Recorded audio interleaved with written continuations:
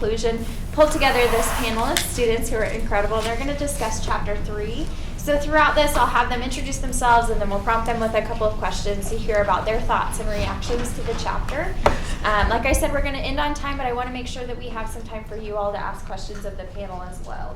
So if we could get started, and you all can just go down the line and introduce yourselves, tell us your major, how long you've been at BC, and sort of anything that you're involved in on campus that might impact the way that you understood the chapter. Can I start that way? Let's start with Okay. Well, my name is Linda Esquivel, and I am a history major. I eventually want to get my BA and then my PhD and become a history professor. I participate in the community hour on campus. I also do supplemental instruction, and I am a promising professional for the Office of Equity and Inclusion. Hello, my name is Janelle Roscoe. I work with the Department of Equity and Inclusion as a student ambassador lead, and I'm also the student government vice president here. And I am a dual major in sociology and communication. My name is Tanya Bernal. I am a political science major and a pre-law student. I eventually want to go to law school, become a lawyer, and fight for human rights. I'm also vice president of METRA, and I work for equity and inclusion and outreach. My name is Tanisha Miles. I work for equity and inclusion as a student assistant. My major is sociology with a concentration in social work, and I'm also the treasurer of AASU. So we have some really engaged students, a lot on campus. Can you share, as you read Chapter 3, maybe what your the thing that stood out to you most was? The thing that stood out to me the most was that it's true. High school students are coming into college and we're underprepared. They're not preparing us for the curriculum that we're coming into. Yeah, I can add on to that because before the semester, I would hear professors talk about it, or they would start talking about, they're talking about papers. It'd be like, oh, make sure you have a thesis and thesis and thesis, and I'm like, okay, we know what a thesis is. Like, come on, you guys. But then when I did supplemental instruction and I would edit my students' papers, I was like, oh my God, none of these have a thesis, and I was like, what am I supposed to do with this? And I realized, they come in and they really don't know how to react and how to really work in a community college environment, and they're not prepared for it. And it's not that they're not able to and they're not smart, it's just that no one's really prepared them for this. Yeah, that's actually what stood out for me as well, was that 2/3 of community college students aren't academically prepared, and also that 76% of them don't go to tutoring. Even though they need the help, they're not getting the help. For me, what stood out most to me was actually the shift towards conceptual learning. I feel like, to me, this is a super important idea because memorization, you're not really learning from memorization. So I think shifting towards conceptual learning would create connections and meanings between every single course. And when something has meaning, you become engaged and you care about it. So I feel that's what really stood out to me. I've personally had some teachers who have moved to conceptual learning and have taught that way, but I have seen the struggle that they have being the only faculty or professor that's teaching that way and not really having that support group. So I think that stood out to me the most. So I think that's a nice segue into my next question about that shift and what excites you about it, what hesitations do you have, how does that look for you now, and what are you looking forward to? I get excited because we're actually going to learn. I think about it this way. I'm the type of person who reads it and then I memorize it, and that's how I know it. And if that's the only way that I'm learning it, I don't actually know it, I just remember what I read. So I'm not learning the concept of it, I'm just learning what it says. So with the conceptual learning, it's going to give us the pathway to actually know what we're talking about. Because the teacher can ask us a question and we won't be able to answer it, but we know what we're saying, we just don't know exactly what it is. We don't know how to explain it. Okay, I can totally go on with that. I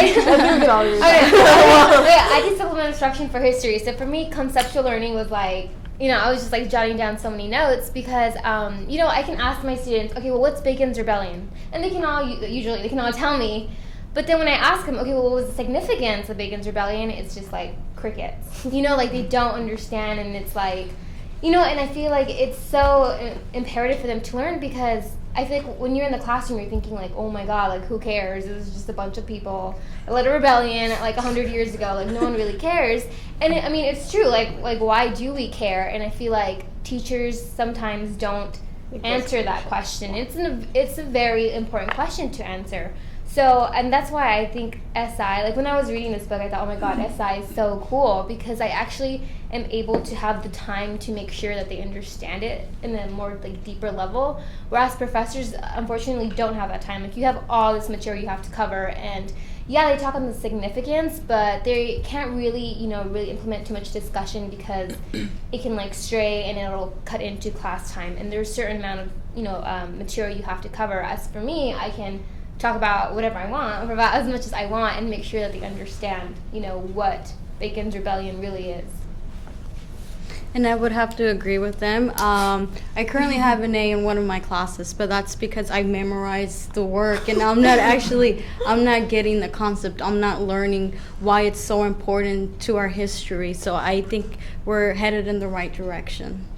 For me, there is some hesitation because it is such a big difference from just memorizing and conceptual learning, and there's hesitation in the sense that you have to get all the faculty together and all the professors together and actually have them on the same track, and that's not going to be something that comes easily. So there's going to have to be meetings, and there's going to have to be times where staff is taken out to create that support group within themselves. But I think overall it's something to be exciting about, because once we move to the idea of conceptual learning, we're going to be able to, like I said, create connections and meaning in courses. And I think once you have those connections and you have someone who is actually learning the information, we're going to have not only like a better society, but we're going to have people who understand and are actually just becoming better individuals because they understand. So I think another huge thing that it will help is,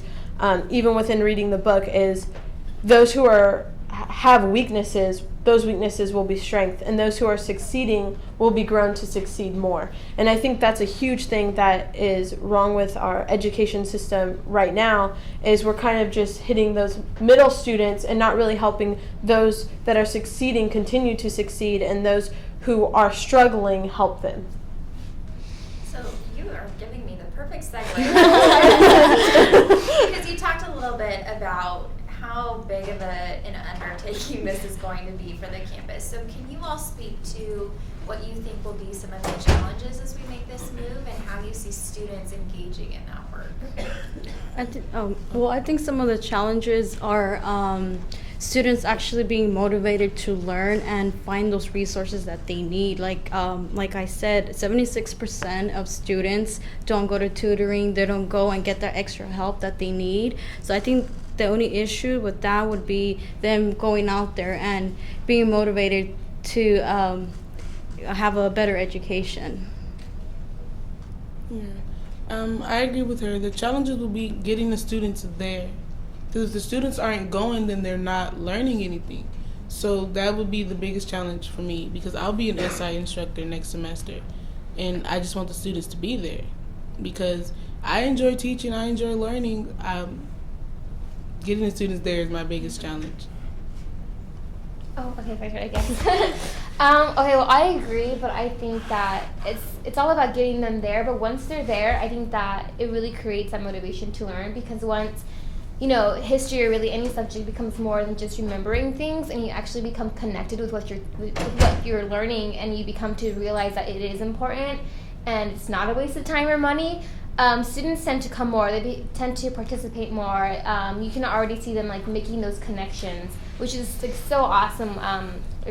What's so awesome about being SI is like seeing them be like, oh wait, and you're like, yeah, like what, and they're like, like break it down, and you're like, yes, because in the beginning they couldn't do that. But once they kind of, you give them those skills and they become connected to what they're doing in the classroom, they definitely become more motivated. So yeah, we just got to get them there, and I know that they're going to do the rest of the thing by themselves. I kind of already hit on it a little bit earlier, just the idea of how community college as of right now is structured. It's really hard to get faculty to all come into one room and get them all on the same page all thinking the same thing. I think if we were able to conquer that, I think that would really start the initiative. And like I said, the conceptual learning is really, if you look at it, it's really engaging students. So I think once students are engaged and once faculty are all on the same page and making those connections, I feel like students will want to learn. They will feel motivated, like the rest of the panel has said. But I think within the change, when the change is happening, that students do need to be engaged within that change, whether it be when there's faculty meetings, that students are there to speak what would help then. I think it's really about looking at what the students need. And no matter, even if a student really doesn't like school, I think that they could come into a student panel and be like, well, this is what it's missing. And maybe if that one student had what was missing, they'd be engaged, they'd want to learn, and they would succeed. So you all spoke to getting the student there and the motivation for that. So what motivates you all? What would you want us as faculty and staff to know about what motivates you to show up and to be engaged?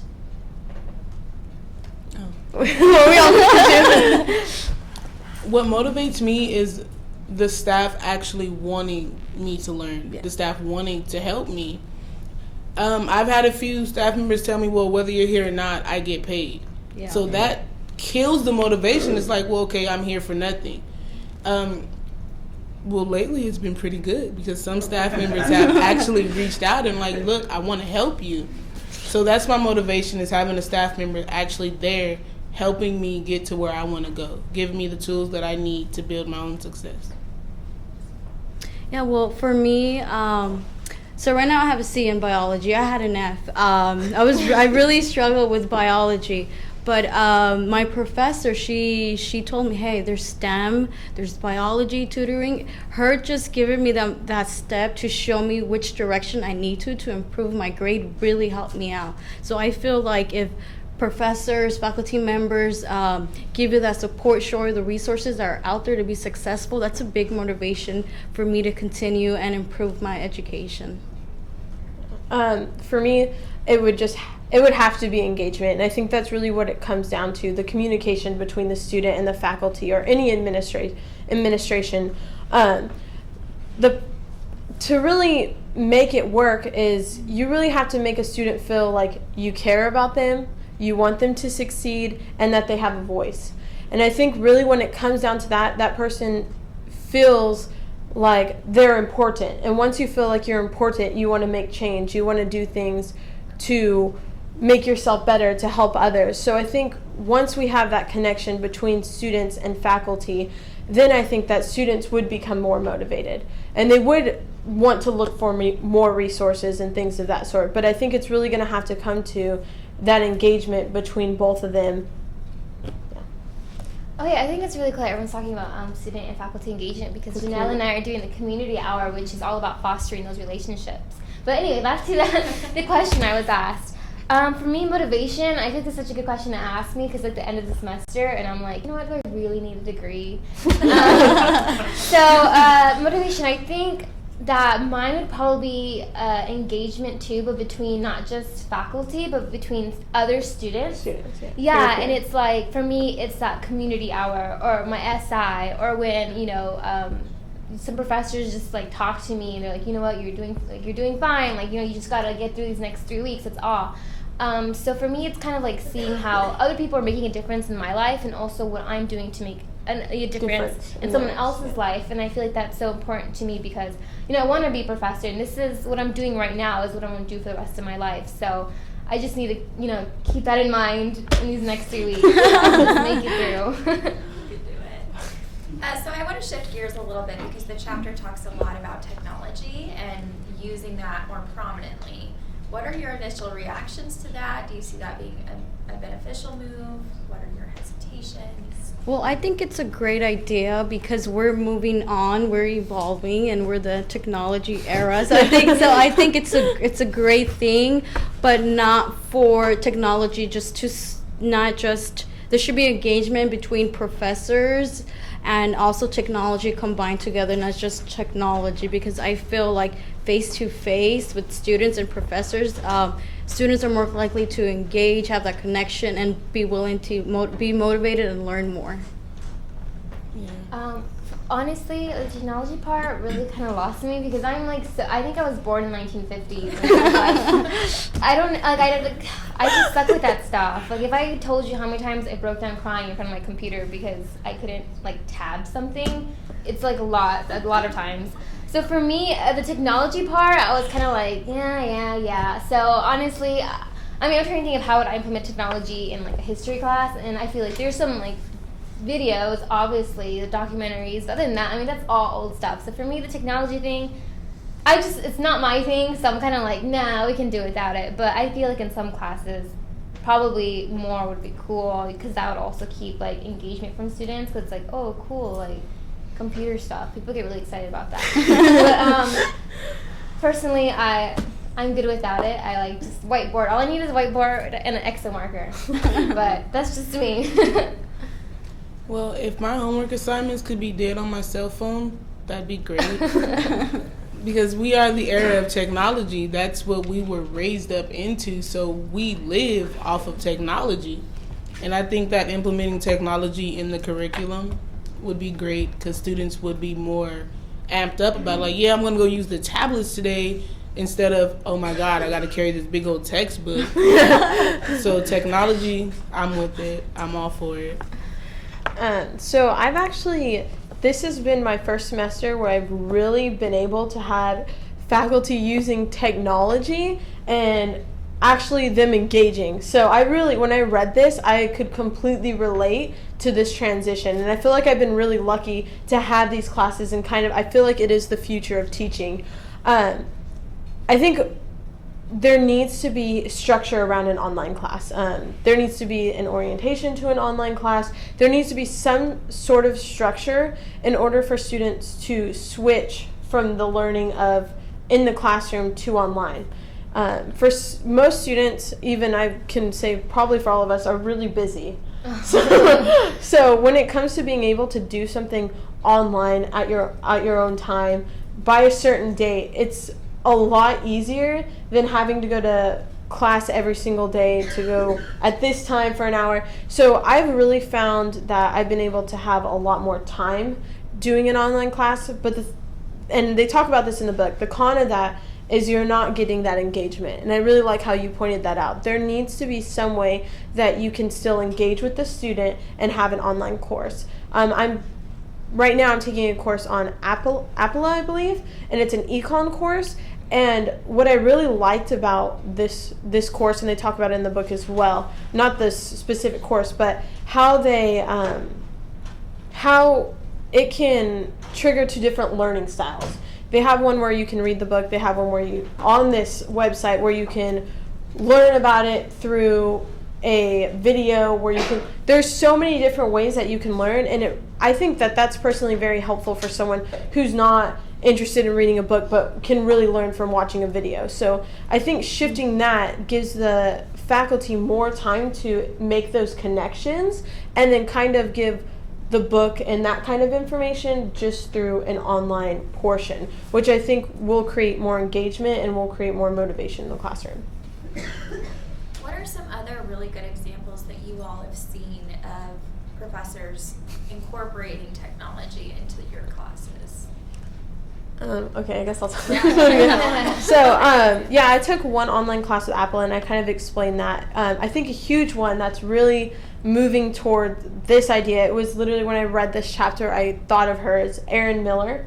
I'm in her History B17B class, and what she does is we have this online book, online quizzes, we have videos, all of that is tied into this online segment, but when we come into class, she teaches us through engagement. We talk about issues that are happening. We do debates. We still go over the information in the book, but it's in a comprehensive way, so not as laid out.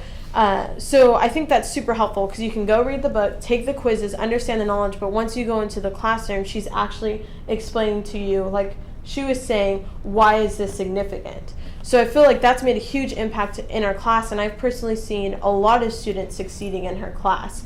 So to me, I feel like that right there is a pathway that people should look up to her and kind of see how she's doing things, and she's still evolving and learning herself, but I think that she's been doing a really awesome job in that way. And also just having the students, she also does peer-to-peer, so when we come in, we can fill in the online format. We get into groups and we discuss something that we read online and then fill it out all together on an online format. Yeah, so that has been really awesome, just to see students engaging, her engaging students, debates, all of that, and then also using the online platform. So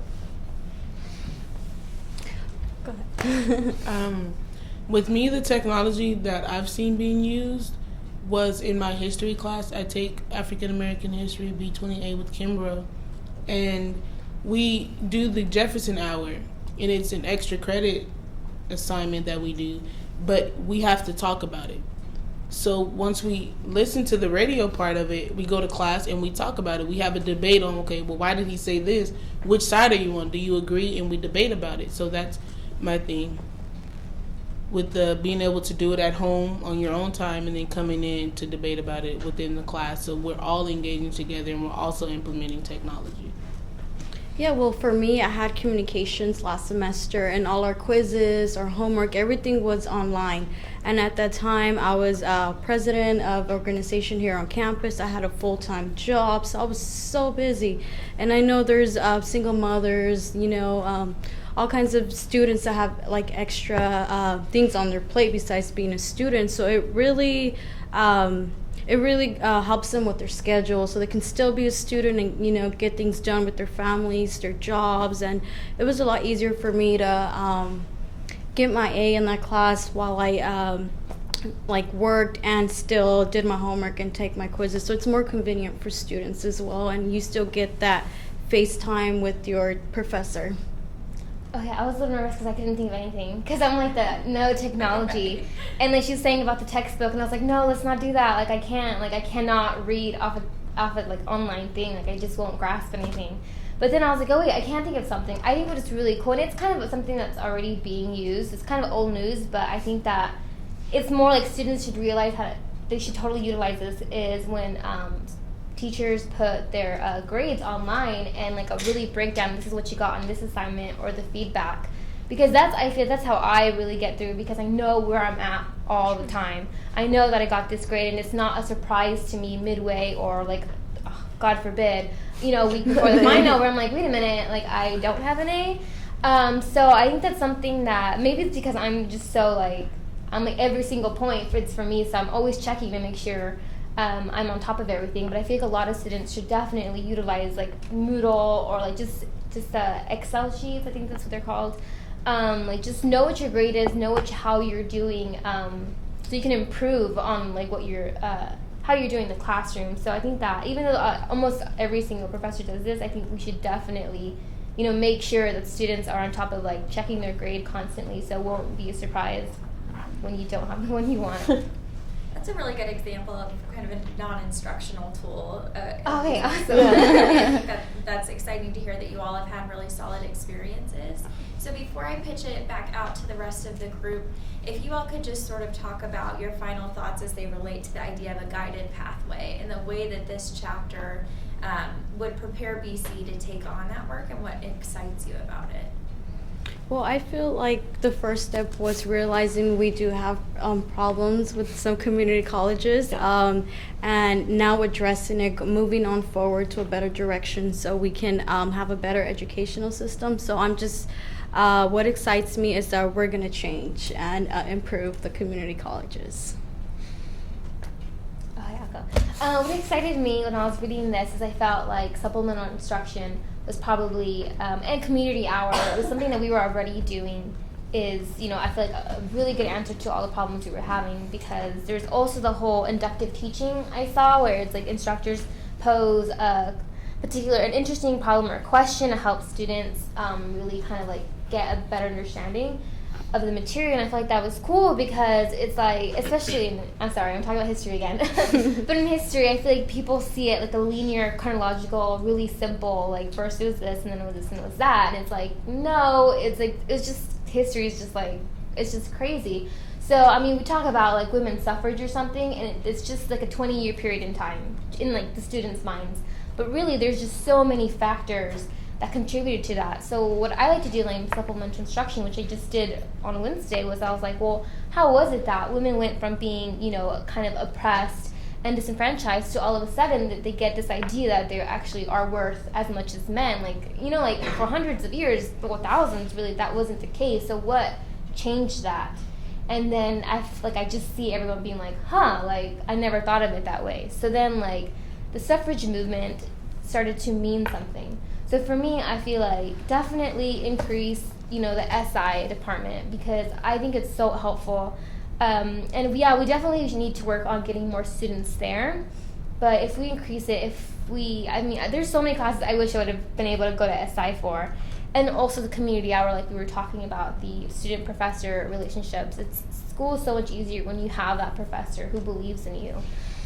So I'm glad to see that the problems we have and the problems this book pointed out, we are actually addressing and we should continue to address. I'm looking forward to the conceptual learning part of it because I like to write, so I want the teacher to ask me a question and tell me to write about it because it's easier for me to put my thoughts down. So the conceptual learning really excites me because we're actually going to learn something. So I'm really excited about that. And I think with BC, it'll give us a better rate and lower retention because a lot of the students are like, well, I don't know this, I can't do this, so they're dropping. And with conceptual learning, the teachers are forced almost to teach us everything that we need to know to get to the next level. So I'm excited about conceptual learning. For me, I think I'm really, like she was talking about, really how this book really pointed to the issues. I really liked how this book showed how other community colleges made that transition, and I think that's such a important aspect. So whoever wrote this book, good job, because it's such an important aspect to put in there, to see how other community colleges have transitioned to this.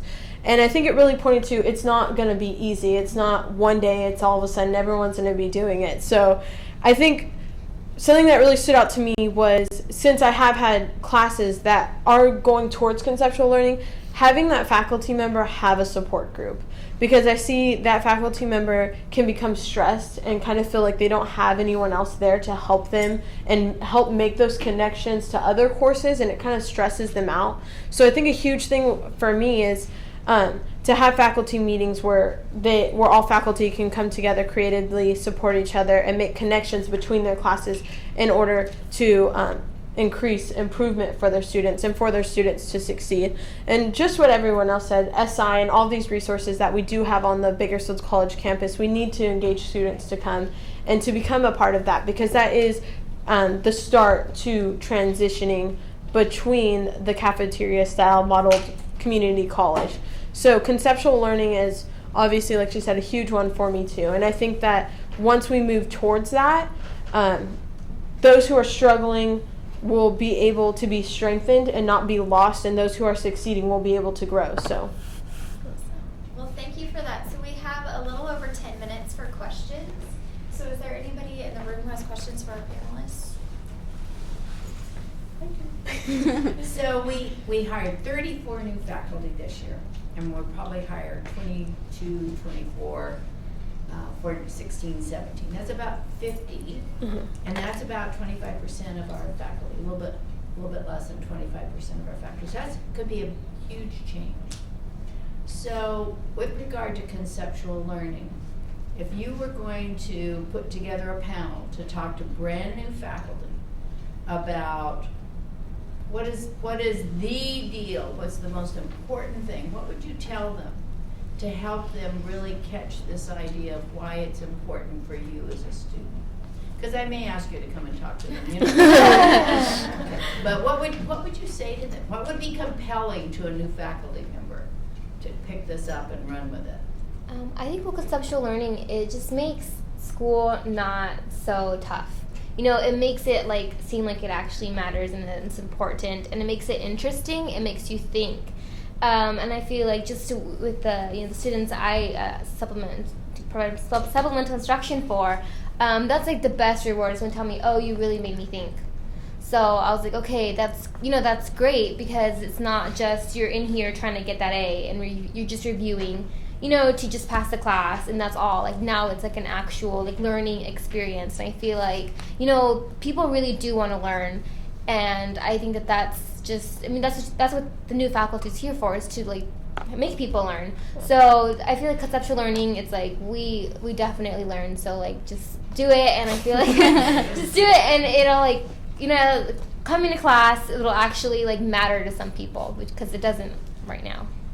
For me, I would say a huge thing to tell that new faculty is, I hope this is true, but any faculty or professor that is working in a school, they're coming here to change students' lives. Mm-hmm.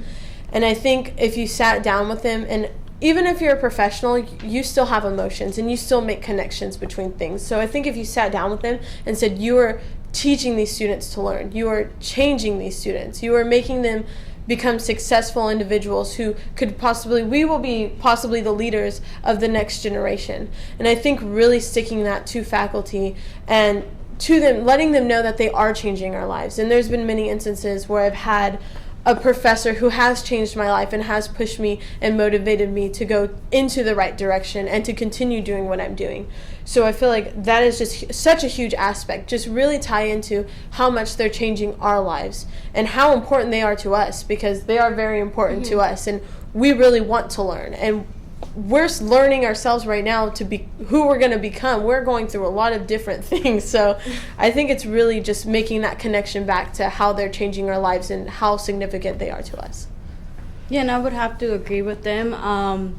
Because like when I was doing biology, I'm like, well, I don't understand like why, like I'm failing this class, like why do I care? Why? And then and then my professor, she's a new faculty member, and she's like, well, pollution, like this affects your planet, like this is why you need to know biology. Because even like I'm a political science major, she's all like, it ties into political science to law policy. So just her like letting me know how it matters and why I should care and why it's important really got me engaged and motivated me to get my C, which it's gonna be a B. but it's just having faculty members motivate you and like letting you know why it's important and why you should learn it. I think it's very important. I think we just have to let the faculty know that the students are the voice of the community college. Without our grades and without our success rates, there couldn't be a community college, because there has to be some output for the input. And I would just let them know that the conceptual learning is the way to go. That's what we need to do, because once we transition into the conceptual learning, the students are more engaged and they become eager to learn what's going on. They want to know things. So with that, the students are the voice, and we need to be heard, and conceptual learning is what's going to get us heard. Expect an invitation. Other questions? I was just gonna say, with my experience, professors, like the way they are in the classroom is not the same that they are in their office. Like they are totally different. Well, some professors. I know there was like this professor. She used to scare me, and then like when I got to know her and I built a relationship with her, it really made a big difference because I was able to communicate with her. And I think that's the problem with a lot of students. They feel like if they don't communicate, it's hard for them to communicate with the professor basically, because they think like, oh, they don't want to talk to them. Mm-hmm. So it makes a difference. So you would emphasize the student hour, the community hour as being really important. Because when you have that relationship with the professor, it makes it so much more easier to communicate with them if you have questions, if you're struggling with something, if you have a question, or if you want them to be your mentor, and so forth. Yeah, I would agree with her 100% because that's how I am with biology. So like I go to the student office hours, I ask for help, and like I feel like me and my professor have a better relationship, and I'm more willing to ask for help when I need it. Yeah, I think that's good because a lot of times you can give your professor like a break, and they give you a break to understand what's going on in your life, and you also understand that, because I don't want it to seem like we're saying, oh, like the professors here don't practice conceptual learning, because that's not it. I think professors, all the history professors I've had are so amazing. All the professors I've had are amazing. And obviously the issue with conceptual learning is that there's not enough time to really implement it. But I feel like you kind of learn that your professor is just a human, and sometimes they accidentally skip over material, or sometimes they really do accidentally give you the wrong grade, or that that you just realize that they're Mistakes, people too, and that they make mistakes. Nobody's perfect. Yeah, so and it's like people don't know that, but when you find out, you're like, wow, like no way. So, and it definitely helps, I think. So as students, you say it's helpful to go to office hours. As faculty, it's the cricket time. Yeah. So how would you recommend to those new faculty and some of us experienced faculty to encourage our students to break the barrier so you're not afraid of us, when people are afraid of us, to get you into our office hours? Because what some people do is, I have my office hour immediately after class and I just stand there till the next class comes in.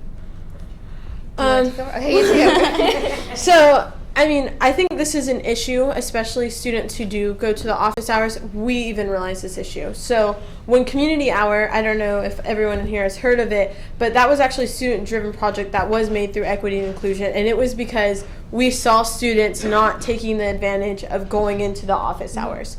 And I think from what I've mostly heard is the intimidation. They're very intimidated. And for me, I'm a very outspoken a person all the time, giggity person all the time. So for me, it was sometimes even intimidating to me. So I could understand why. So I think making programs such as like Community Hour, which shows students that you guys are people, that we faced some of the same struggles you did through college. We've had our own life struggles, and we're here because we want to teach you to learn. I think that is one of the greatest things a teacher can do, is to show that they are there for the students. And that doesn't necessarily mean you have to do a presentation at Community Hour. Do it in your own class. In the beginning of class, when you're going over that syllabus for that whole day, oh my goodness. I can read the syllabus. Some people do need help going through it, yeah, but I think that's really a time to let them know who you are and that you are there for them. And let that be your own Community Hour, that first class. Even if it's for 10, 20 minutes, let them know that they can come to you. Because I think that transition, there'll be people in your office all the time and they'll be bugging you. You'll be like, come on, I have to go to class. That's what's going to happen. So that's what I would say. Do you find the early alert would also be an effective tool, or do you see that more as, oh no, I'm failing and I now have to go talk to somebody about it? Or do you see it as that reach out, the instructor's concerned about me? Are you familiar with early alert? I'm not. Yeah, so I'm assuming you're alerting them early that they're not doing well. I've never heard of it. Maybe because a student has been absent from class, maybe I notice your grades are falling, then I send it's a system that sends an email to the student that says, hey, you have an early alert, and it tells you who to go see. So it might be come see the instructor, go see a counselor, go see financial aid based on what I know. Okay, so it's kind of like, so it's not like a personal email. That's what it sounds like. I actually got one of those for my biology class. So that actually, it made me feel like, okay, my professor, like, she knows that I'm failing this class, and I need to do something about it. So to me, it's a motivation, and it's given me the resources, like, where I can go so I can change my grade and better it. So I think that's a great idea. I think that's definitely I've never had one, so I think that's a huge pro of it, that what I've heard. But the con I can see from it is they only want to talk to me because I'm about to fail. Right. And I personally, like, if I was failing a class and nobody was reaching out to me the whole time, and then all of a sudden I got an email, I would feel like it was too late. And I think that's how a lot of students feel. So I think it's hard for you guys. You guys have so many. I definitely understand I don't completely understand, but I could relate to maybe how it would be being a faculty. You have this many students. That's a lot of work. But I think that you have to get them before they feel like it's too late. And it's really finding that time before they feel it's too late. And you have to come to them and tell them it's not. Let's find a way to help you. And that is a really, really great tool, because it can also be a motivator to some people. But maybe if you sent that tool sent that out a little bit earlier, or maybe made it a personal email, so they felt that someone cared about them. You had to think, a lot of students coming into community college, they don't have support. I didn't have anyone. So if I was failing class, it was, well, geez, what am I? I'm by myself. Yeah. So I personally haven't been down that exact path, but if I had been down it, I feel like that's what I would have felt like, because I wouldn't have had anyone supporting me. So you really have to think that you might be that only person that's for that student that day. And I think that's a huge concept to take on, and you guys already take on a lot of different things. So I think it's finding that time before they feel like it's too late. Okay, so I hate to cut off the conversation, but I want to be cognizant of time. This, I think, was one of the most insightful panels that I've been to. It's so helpful to hear your perspective. So if you all do have any questions remaining, I think we could stick around for another 5 minutes or so. But this will be live streamed. You can always go watch the video after, and then we can, answer questions at another time. There are more student panels coming up, so you'll hear more student perspectives on this. So let's give them a round of applause. Thank you. Thank you all so much for your leadership. It sounds like we're going to be hearing from you again on a panel. You can have the book. Thanks for doing this. Again, if you I know have you any wanted it. final